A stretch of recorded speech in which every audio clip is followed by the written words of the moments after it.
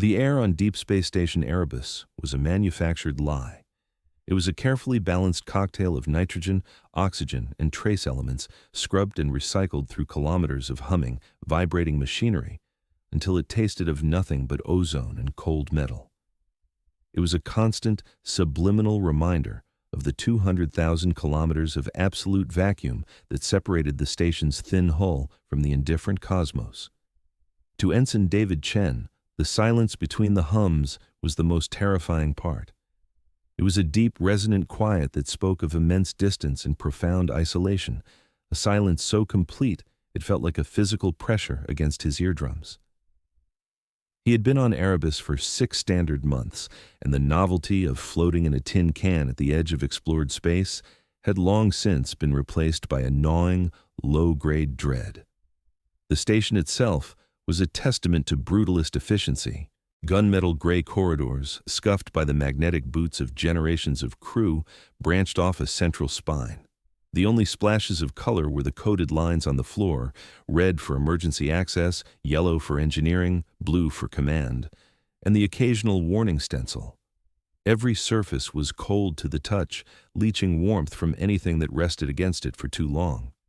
The only constant companion was the thrum of the station's heart, the fusion reactor buried deep in its core, its vibrations traveling through the deck plates and into the very bones of the crew. It was a sound one learned to sleep to, and whose absence would mean a swift and silent death. Tonight, the usual oppressive quiet of the primary mess hall was being violently beaten back by a single booming voice.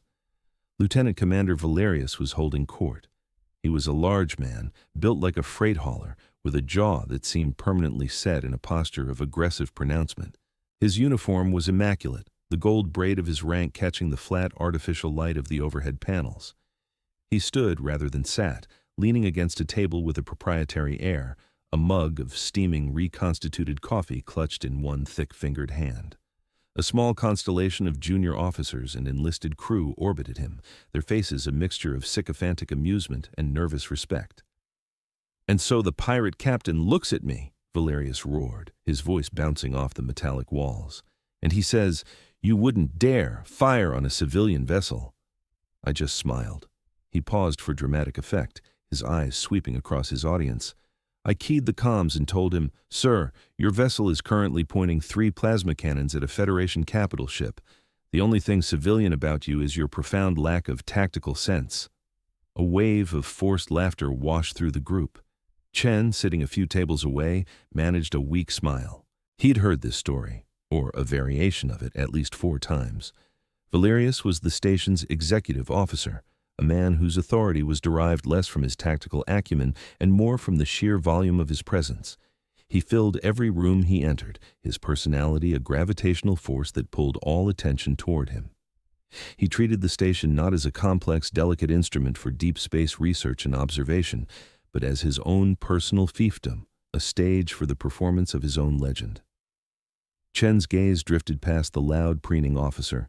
In the far corner of the mess, almost perfectly shadowed by a structural support beam, sat specialist Anya Sharma.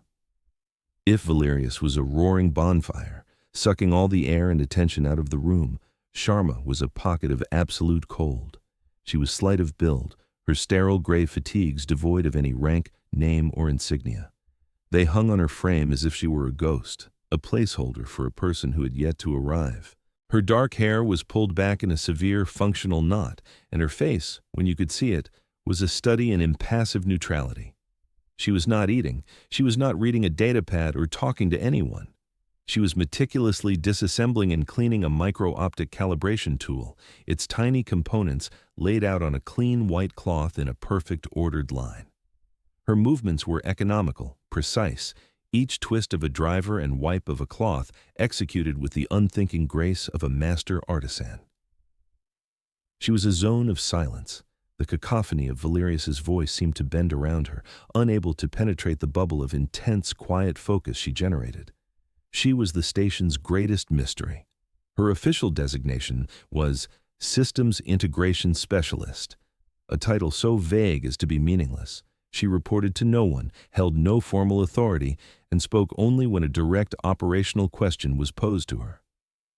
Even then, her answers were clipped, factual, and devoid of any inflection. Chen found her unnerving. She was an anomaly in the rigid, clearly defined hierarchy of the military. She was a bug in the code, a variable that didn't compute. Yet, he was also drawn to her stillness. In the constant low-level anxiety of life on Erebus, her calm was a strange and compelling force. It was not the calm of relaxation, it was the calm of a perfectly balanced gyroscope, spinning so fast it appeared motionless. Valerius, having finished his story, finally noticed the object of Chen's attention. He saw Sharma, existing outside his sphere of influence, and his bonhomie curdled into irritation. Her quiet was not deferential, it was dismissive. Her lack of reaction was an insult to his performance. He straightened up, his bulk seeming to expand. "Well, well," he boomed, turning his full attention to the corner. The mess hall fell silent, the crew sensing a shift in the atmosphere. "If it isn't the station's ghost, still pretending to be useful, specialist?" Sharma did not look up. She continued her work, her fingers moving with the same methodical grace. She picked up a minuscule focusing lens with a pair of tweezers and began to polish it with a chamois cloth. It was as if Valerius hadn't spoken, as if his voice was just another part of the ambient noise she had so effectively tuned out. This public dismissal was more than Valerius's ego could bear. He strode across the mess hall, his magnetic boots clanking heavily on the deck. He stopped directly in front of her table, casting her in his considerable shadow. "I'm speaking to you, specialist," he said, his voice dropping into a low, menacing growl. "Or is the chain of command another one of those little details you feel you're above?" Slowly, deliberately, Sharma placed the lens back on the cloth. She raised her head, her dark eyes meeting his. They were flat, analytical, like the lenses of a camera. There was no fear in them, no anger, no emotion at all. It was the dispassionate gaze of a physician examining a curious symptom. "My designation is specialist," she said, her voice soft but clear, carrying easily in the sudden silence. "I do not have a rank. Therefore, I am not in your chain of command, Lieutenant Commander." The clinical precision of her statement, the factual correction of his assumption, was a slap in the face. A few of the junior crew members shifted uncomfortably. Valerius's face flushed a deep mottled red. He had expected fear, or at least a stammered apology. He had received a lesson in protocol. "You're a civilian contractor on a military installation," he snarled, leaning forward, placing his thick hands on her small table. He was trying to use his physical size to intimidate her. "That means you answer to me. You are a guest here, a tool. And tools that don't perform as required get put away." He looked at the delicate components of the calibration tool laid out before her. "Or broken." One of Valerius's sycophants, a burly petty officer named Jax, swaggered up beside him, sensing an opportunity to curry favor. Jax unclipped a heavy industrial-grade utility knife from his belt, its serrated edge gleaming under the lights. He began to idly flick the blade open and closed with a practiced snap of his wrist. The sound was sharp, violent in the quiet room. "Yeah," Jack sneered, his eyes fixed on Sharma. "Things get broken out here all the time. Accidents happen, wires get cut, life support gets recalibrated." Valerius smirked, emboldened by the support. He looked directly at Sharma, his voice dripping with condescending menace. "You see, specialist, you're a loose component in a very tight machine, and I am the one who keeps this machine running. You exist here because I allow it. Push me, and I will make sure your contract is terminated. I'll have you on the next freighter back to whatever dark hole you crawled out of. I'll write a report so damning you won't be able to get a job cleaning air filters on a garbage scow. You're done for. Do you understand me?" The threat was explicit. The knife was a tangible punctuation mark. Chen felt a knot of cold dread tighten in his stomach.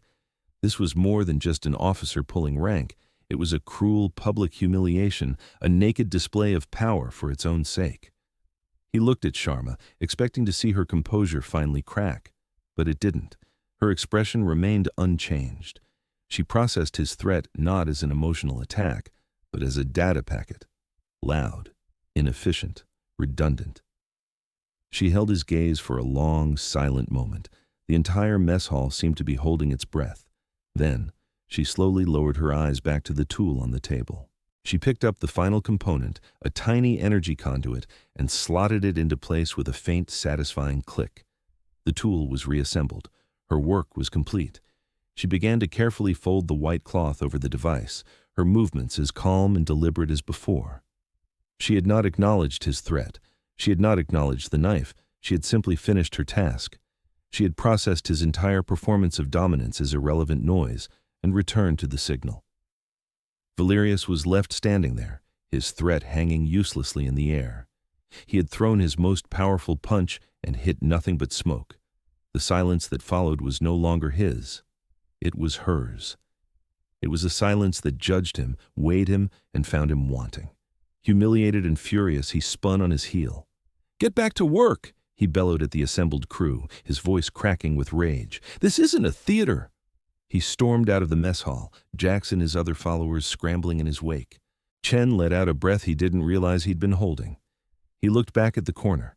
Specialist Sharma stood up, picked up her neatly wrapped tool, and walked away in the opposite direction, her footsteps making no sound on the deck plates. She dissolved back into the shadows of the station, leaving behind only a profound sense of unease and a question that echoed in Chen's mind. What, exactly, was she? The answer would come less than 48 hours later. It would come not as a whisper, but as a scream. The event began not with a bang, but with a flicker, a subtle, almost imperceptible dip in the power grid. Chen was on the bridge, monitoring the long-range sensor arrays, a task of mind-numbing monotony. The star charts swam before his eyes, a hypnotic dance of dead light. He was just about to log the hourly status report when the main view screen, displaying a serene image of a distant nebula, wavered for a fraction of a second. "Minor energy fluctuations, sir," he reported, his voice betraying a hint of his ingrained nervousness, probably just the scrubbers cycling. Lieutenant Commander Valerius was in the command chair, his feet propped up on the navigation console, a clear violation of a dozen regulations. He didn't even open his eyes. "Log it and move on, Ensign. Don't waste my time with phantom power bumps." But it wasn't a phantom. A second flicker followed, longer this time. The lights on the bridge dimmed to a sickly orange, and a low groan emanated from the deck plates beneath their feet. The serene hum of the station was changing its tune, pitching upward into a whine of distress. A yellow alert icon began to blink on the main engineering console. "Sir, we have a cascading power failure originating in the primary reactor conduit," the chief engineer reported over the comm, her voice tight with strain. "Something's overloading the system. We're trying to isolate it, but—" Her voice was cut off by a sudden violent lurch. The entire station shuddered as if struck by a giant fist. Chen was thrown against his console, the edge digging painfully into his ribs. Red lights began to flash across the bridge, bathing the room in a hellish pulsating glow. A klaxon began to blare, a frantic, repetitive shriek that drilled directly into his skull. "Report!" Valerius bellowed, his feet hitting the deck with a loud clang. His face, illuminated by the flashing red lights, was a mask of shock and confusion. The calm, commanding officer from the mess hall had vanished, replaced by a man suddenly and violently out of his depth. Reports flooded the comms, a chaotic chorus of disaster. "Bulkhead breach in Sector Gamma. We're losing atmosphere. Life support is offline in decks 3 through 7. Reactor coolant pressure is dropping. Core temperature is climbing. Multiple fires reported in the cargo bay." The station was dying. A massive, invisible wave of electromagnetic energy from a solar flare, one that the station's early warning systems had somehow missed, had slammed into them. It had bypassed their shields and surged through the power grid like a lightning strike, frying circuits, overloading converters, and triggering a catastrophic station-wide systems failure. Valerius stood frozen in the center of the bridge, his eyes wide, darting from one flashing console to another. The torrent of information was too much, the scale of the crisis too vast. He was a man trained to follow a manual, to execute pre-planned responses. There was no manual for this.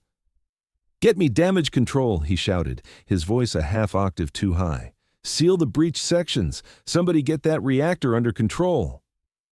His orders were just noise. They were panicked reactions, not solutions. He was shouting problems back at the people who were reporting them. He was not leading. He was drowning. Chen looked at his executive officer, the man who had seemed so powerful and certain just days before, and saw nothing but raw, helpless panic. The roaring bonfire had been reduced to a sputtering candle in a hurricane. The lights on the bridge flickered one last time, then died completely, plunging them into absolute blackness.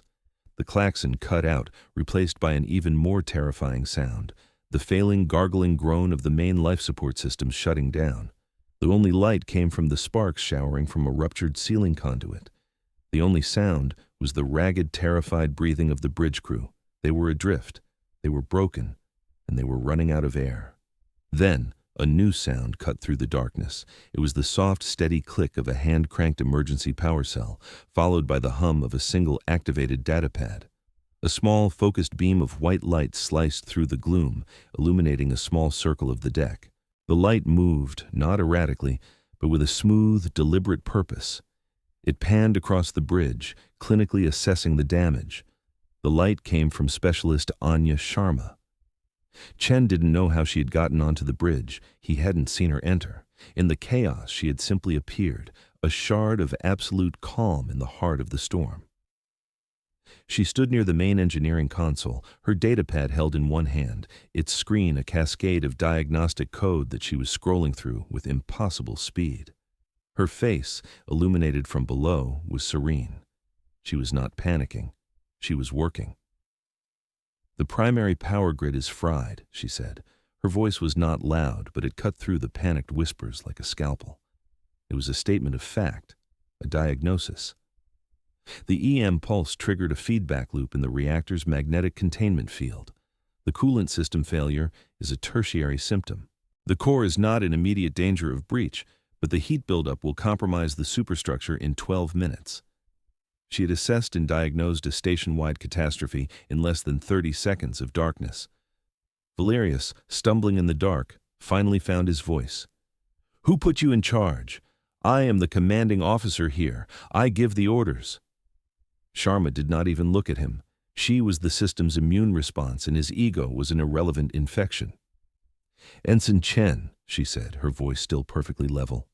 "Behind your console is an emergency access panel. Panel 3B. Open it. You will find a manual power relay for the bridge's independent battery backup. It is a red lever. Engage it, now." Her command was so precise, so certain, that Chen didn't hesitate. He fumbled in the dark, his hands finding the cool metal of the panel. He ripped it open, saw the red lever just as she had described, and pulled it down with all his might. With a loud thunk, the emergency lights flickered on. They were dim, casting long, dancing shadows, but they were infinitely better than the blackness. The bridge was visible again, a scene of contained chaos. "Communications officer," Sharma continued, her eyes still glued to her datapad, her fingers a blur on the screen. "Reroute all comms through the emergency tight beam array. Patch me into engineering, damage control, and medical on a secure, prioritized channel." I can't," the officer stammered. "The main console is dead." "The console is a user interface," Sharma replied, without a trace of impatience. "The system itself is still accessible. Access the primary comms buffer through the service port beneath your station. Port 7. The command line interface is still active. I'm sending the routing commands to your datapad now." A second later, the comms officer's own pad chimed. He stared at it, his eyes wide with disbelief. She was rewriting command protocols on the fly, from a handheld device, in the middle of a total system failure. She moved from the console, her steps silent and sure. She was a predator in her natural environment. The chaos was her element. She stopped beside a young ensign who was staring blankly at a dead environmental control panel, his face pale with shock. "Your name," she said. It wasn't a question, it was a prompt. "Miller, specialist," he whispered. "Miller, the atmospheric scrubbers on decks 3 through 7 are offline. The emergency oxygen release has failed to deploy because the primary valve controls are melted. You will go to the primary life support junction in Corridor 4 Alpha. You will find the manual override for the oxygen release. It is a pressure valve that requires a 360-degree turn. It will be difficult to move. Use leverage. You have 4 minutes before oxygen levels in those sectors become critical. Go." Ensign Miller, given a clear, achievable task, snapped out of his shock. He nodded, his eyes filled with a dawning sense of purpose, and scrambled from the bridge. Sharma was not just giving orders, she was triaging the entire station like a surgeon triaging a multi-trauma patient. She identified the most critical injuries, power, communications, life support, and dispatched precise, targeted treatments. She was not leading the crew, she was programming them, turning their panicked energy into focused, effective action. Valerius, his authority completely evaporated, could only watch, sputtering. "This is a breach of protocol. You have no authority. I am in command." It was at that moment that a new voice crackled over the newly established emergency comms. It was a calm, gravelly voice, one that carried the weight of decades of experience. "All hands, this is Master Chief Thorne. You will disregard all previous orders. Specialist Sharma has operational command until this crisis is resolved. Follow her instructions without question or delay. Thorne out." Master Chief Petty Officer Elias Thorne, the most respected non-commissioned officer on the station. A living legend who had served longer than Valerius had been alive. From his post in the secondary engineering bay, observing the data streams Sharma was rerouting, he had seen the truth. He saw Valerius's paralysis and Sharma's impossible competence. In a single, decisive transmission, he had legitimized her. He had lent her his own immense institutional authority, bypassing the loud, broken link in the chain of command. The effect on the crew was instantaneous. The remaining vestiges of confusion vanished, replaced by a unified sense of purpose. Sharma was no longer a rogue element. She was the designated savior. For the next hour, Sharma was the calm eye of the hurricane. She moved through the darkened station, a ghost of pure efficiency. In engineering, she bypassed the fried automatic regulators and manually balanced the reactor's power output, her hands moving with surgical precision over a control panel that sparked and spat arcs of raw energy. Her calculations were instantaneous, her adjustments perfect. She treated the multi-gigawatt fusion reactor like a temperamental but ultimately predictable engine, whispering to it in the language of physics and raw code. In the medical bay, she found the station's doctor struggling to keep a critically injured crewman alive. The man had a deep laceration in his leg from a piece of shrapnel, and the medbay's automated surgical suite was dead. "He's bleeding out," the doctor said, his hands shaking. "I can't synthesize a coagulant without power." Sharma didn't answer. She took a standard-issue plasma welder from a toolkit, dialed its power down to the lowest possible setting, and handed it to the doctor. "Cauterize the artery. The focused heat will seal the vessel. Be quick and precise." It was a brutal, archaic solution, but it was the only one available. It was a solution born of pure, adaptive intelligence. She saw the problem, saw the available tools, and created a new procedure on the spot. She seemed to be everywhere at once. One moment, she was directing damage control teams to seal a microfracture in the hull with emergency sealant, calculating the precise atmospheric pressure needed to hold the patch. The next, she was in the server room, physically splicing fiber optic cables together with a jeweler's touch, restoring the station's critical data network. Chen became her shadow, her aide-de-camp. He followed her through the dark, sparking corridors, carrying tools, relaying messages, and watching in a state of perpetual awe. He saw her reset a dislocated shoulder of a trapped crewman with a single, fluid motion. He watched her write 3 lines of code on her datapad that rebooted the entire station's internal navigation system. She was not just a specialist in one field, she was a master of all of them. Combat medic, systems engineer, physicist, programmer. She was whatever the crisis required her to be. Throughout it all, her heart rate, which Chen could see on the biometric feed she had routed to his own datapad, never rose above 80 beats per minute. She was a machine, a perfect, beautiful, terrifying machine built to restore order from chaos. Slowly, painstakingly, under her guidance, the station came back to life. Auxiliary power was restored, life support stabilized, the fires were extinguished. The groaning of stressed metal subsided, replaced once more by the familiar, life-giving hum of a functioning station. The crisis was over. The screaming had stopped. The debriefing was held 24 hours later in the main command center. The emergency lighting had been replaced by the full, flat glare of the overhead panels. The room was crowded. Sector Admiral Hayes, a man with a face like carved granite, appeared on the main view screen, his expression grim. Master Chief Thorne stood near the back, his arms crossed, his face unreadable. Ensign Chen stood near the door, a silent witness. And at the center of the room, puffed up with a renewed sense of self-importance, was Lieutenant Commander Valerius. The station was saved, the hierarchy was restored. In his mind, his authority was once again absolute. "As you can see, Admiral," Valerius said, his voice resonating with false confidence, "the situation was dire, but thanks to my decisive leadership, we were able to regain control. I implemented a non-standard crisis management protocol, delegating specific, low-level tasks to available personnel while I maintained strategic oversight of the entire operation." He was taking credit. All of it. Chen felt a surge of hot anger. He looked over at Sharma, who stood near the far wall, as still and silent as she had been in the mess hall.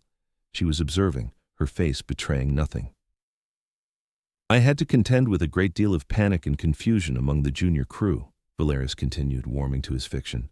"And, I must note, some interference from civilian personnel. Specialist Sharma, while well-intentioned, acted erratically and outside the chain of command, often hindering the efforts of my trained damage control teams. I was, however, able to channel her enthusiasm into a few useful, if minor, tasks." Admiral Hayes listened, his eyes narrowed. "So, to be clear, Commander, your report is that you were in command and in control throughout the incident?" "Absolutely, Admiral," Valerius said with a smug smile. "My leadership was the decisive factor in saving this station and its crew. The logs will support my account." He had made his fatal error. He had invoked the data. "Thank you, Commander," the Admiral said, his voice cold. "Specialist Sharma, your report." All eyes turned to her. She took 2 steps forward, holding the same datapad she had used during the crisis. She did not speak. She simply touched a single icon on the screen. The main view screen behind Valerius, which had been displaying the Admiral's face, flickered and changed. It was now a synchronized multi-panel display of the station's complete data logs from the past 48 hours. It was the most brutal, clinical, and complete assassination of a man's career ever witnessed. On one panel, the complete audio log from the bridge played. Valerius's first panicked shouts, his confused contradictory orders, his cry of, "I am in command," followed immediately by Master Chief Thorne's calm, authoritative voice countermanding him. The log was time-stamped, second by second. Another panel showed the station's internal security camera feeds. It showed Valerius frozen in the center of the bridge for a full 90 seconds of inaction. It then showed Sharma, moving with purpose, giving Chen his first order. It showed Ensign Miller scrambling from the bridge on her command. It showed Valerius stumbling in the dark while she calmly brought the emergency power online.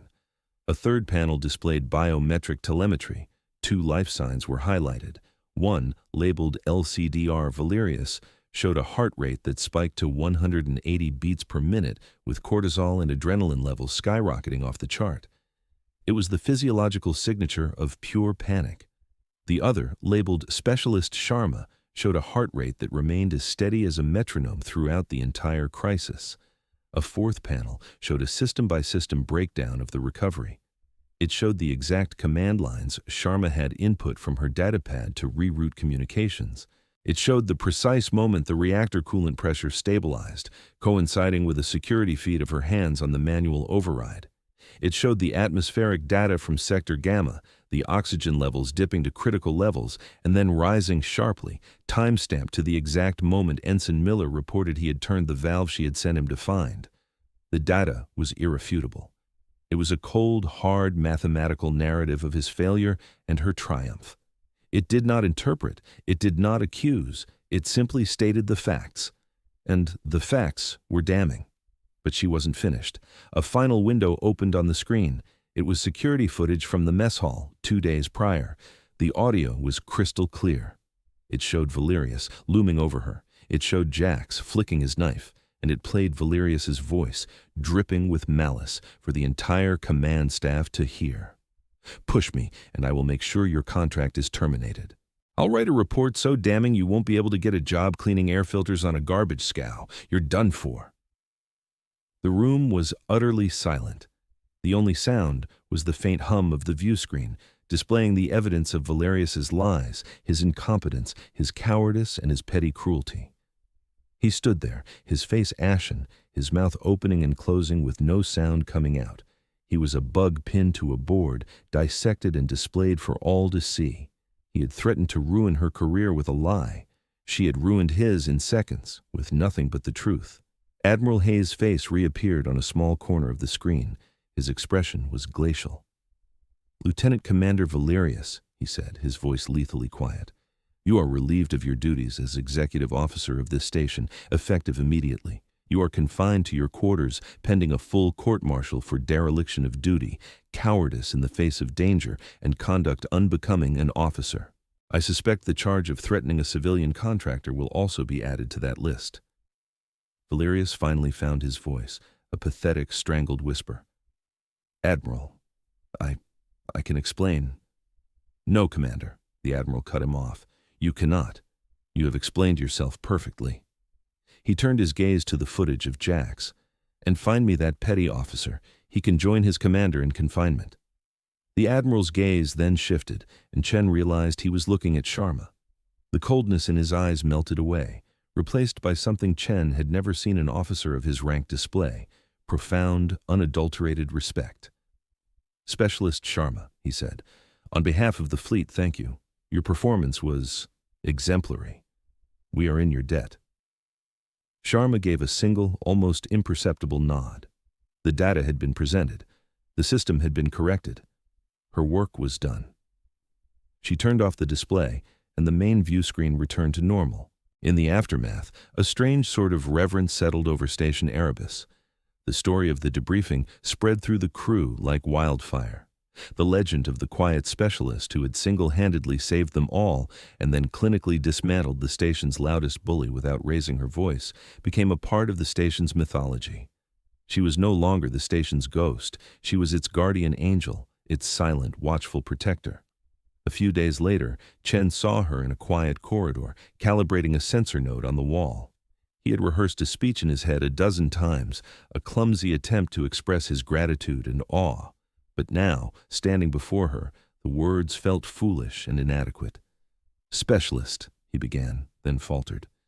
She looked up from her work, her dark eyes meeting his. For the first time, he didn't see a machine or an enigma. He saw a person who had made a deliberate choice to be what she was, to sublimate ego and emotion in the pursuit of absolute competence. It was a vow, he realized, taken in response to some past trauma he could never comprehend. A vow to never be helpless again. A vow to be the one who could fix what was broken. He found he didn't need to say anything. The respect was in his posture, in his eyes. She seemed to understand. She gave him that same small, economical nod she had given the Admiral, a gesture that acknowledged his sentiment without needing it. As she turned back to her work, a shadow fell over them. It was Master Chief Thorne. He walked past Chen and stopped directly in front of Sharma. He was an old man, his back stiff from a lifetime of service, his face a roadmap of 100 forgotten conflicts. He was the living embodiment of the institution, of its history, its traditions, and its deepest values. He looked at Sharma, at this quiet, unassuming woman in her sterile fatigues. He saw not an anomaly, but the pinnacle of the profession. He saw the ideal that all the noise and bluster and rank were meant to serve, but so often obscured. He said nothing. Instead, he drew himself up to his full height, his posture ramrod straight. Slowly, with a gravitas that filled the entire corridor, he raised his hand to his brow in a perfect, formal salute. It was not the perfunctory gesture of a subordinate to a superior. It was the salute of a warrior to a master. It was the institution itself, in the form of its wisest and most respected member, bowing to true and undeniable competence. Chen, witnessing the profound honor of the moment, instinctively straightened and rendered his own salute. A moment later, 2 more crew members who had come around the corner saw what was happening and did the same. Soon, the entire corridor was filled with silent, saluting figures. They were saluting not a rank, not a title, but a standard, an ideal. Anya Sharma paused her work. She looked at Thorne, at Chen, at the others. For the briefest fraction of a second, a flicker of something new appeared in her eyes. It was not surprise, it was not pride, it was a quiet, weary acknowledgement, a circuit finally closed, a debt perhaps finally paid. She did not return the salute. She was not part of their world, their hierarchy. Instead, she offered her own form of recognition. She gave one final deliberate nod. The correction was complete. The system was stable. And then she turned back to her work, her fingers moving with the same precise, methodical grace, a quiet professional in a universe that, for a brief, shining moment, had been forced to listen to the silence.